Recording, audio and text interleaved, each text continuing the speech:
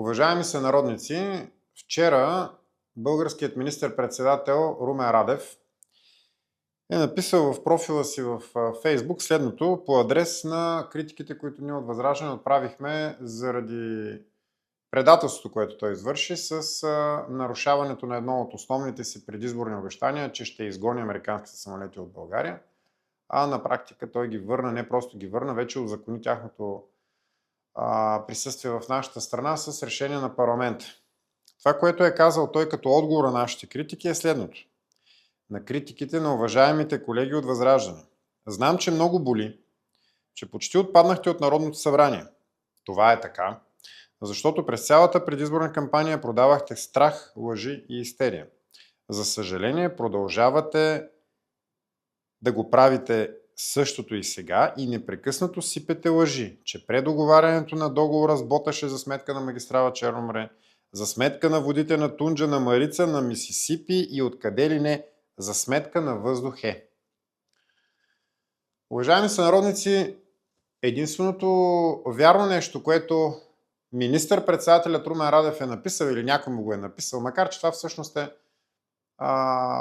снето от неговата реч в парламента в сряда, което пак не означава, че не е написано, тъй като Румен Радев никога не импровизира, той винаги предварително се подготвя, не изостява речите си и след това говори. Всъщност от всичко това, което ви прочетох, цитирайки Румен Радев, единственото нещо, което е вярно е, че да, наистина присъствието на американските самолети в България е за сметка на въздух. Днес стана ясно, че Съединените американски щати налагат нови допълнителни мита между 10, 12, 15% на 60 държави. България е една от тези 60 държави, на която са наложени мита. Днес е петък.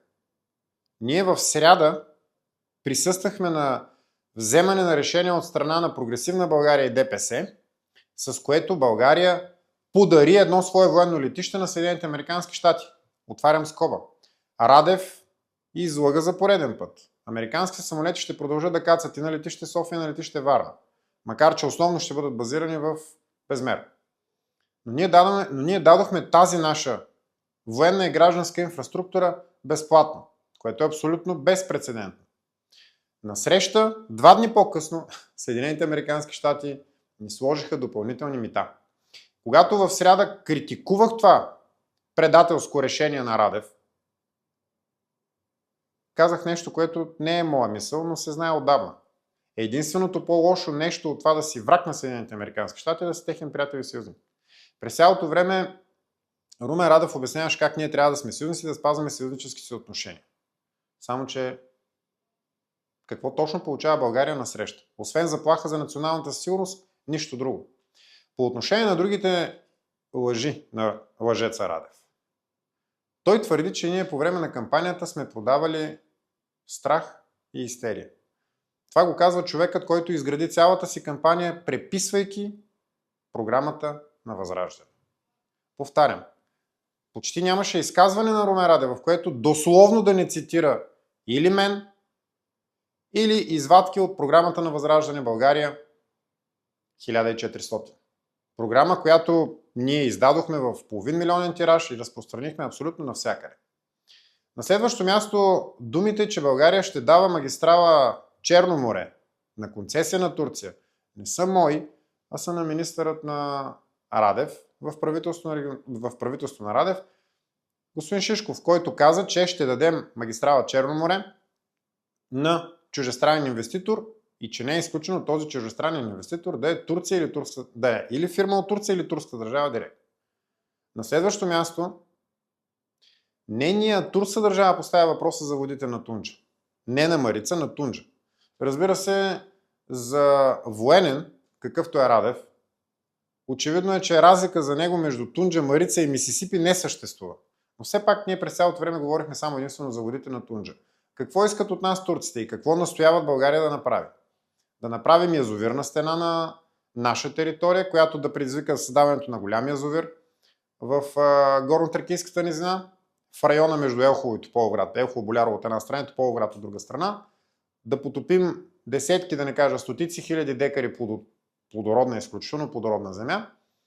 По този начин да престанат ежегодните и, за съжаление, съвсем стандартни наводнения, които причиняват доста сериозни проблеми в Одрин, турците пак ще получават вода, но ние ще им гарантираме спокойствие, а може би и ток, освен всичко друго. Всичко това, разбира се, с нашите инвестиции.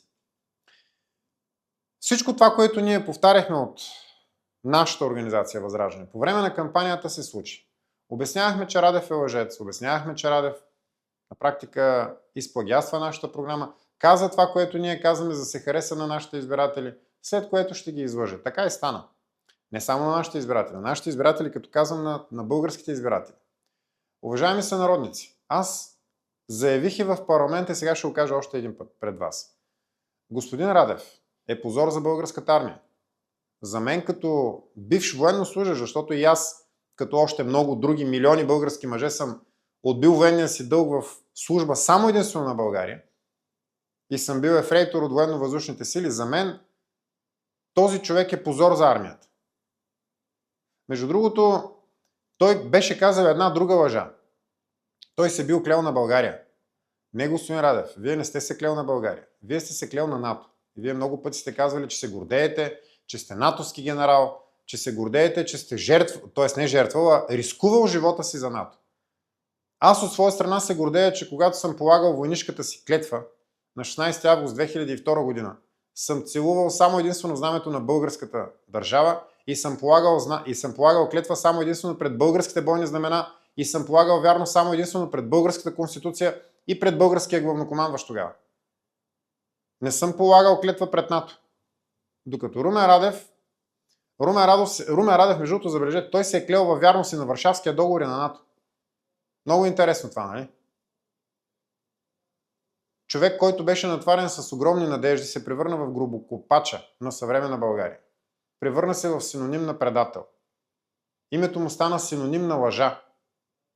И затова разбирам, че Румен Радев го боли. Изключително много го боли. Защото не е приятно по улицата хората да те наричат лъжец вече. Не е приятно да те хванат в лъжа. Не е приятно ти самия да осъзнаваш, че си най-наглия лъжец и лицемер, който България или българската политика е виждала през последните 40 години почти. Затова разбираме, че господин Радев го боли. И от думите, които е написал или някой му е написал, без значение, тази болка си личи. Аз мога да му обещая едно. Господин Радев, ще продължава да ви боли още повече. Вие сте национален предател, вие трябва да бъдете съден, вие трябва да бъдете разжалван, макар че все пак сте бивш генерал, но да ви се отнеме генералското звание, защото сте позор за българската армия, вие трябва да бъдете вкарани в затвора за държавна измяна. И повярвайте ми, това няма да го направим само единствено ние от Възраждане. Това ще го направят тези 1 445 000 измамени от вас избиратели. Защото българите лесно дават доверието си. За съжаление.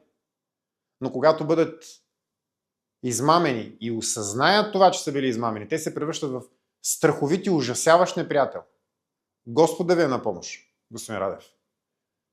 След тези предателства, които извършихте и след тези, които се каните да извършите още, само Бог може да ви помогне.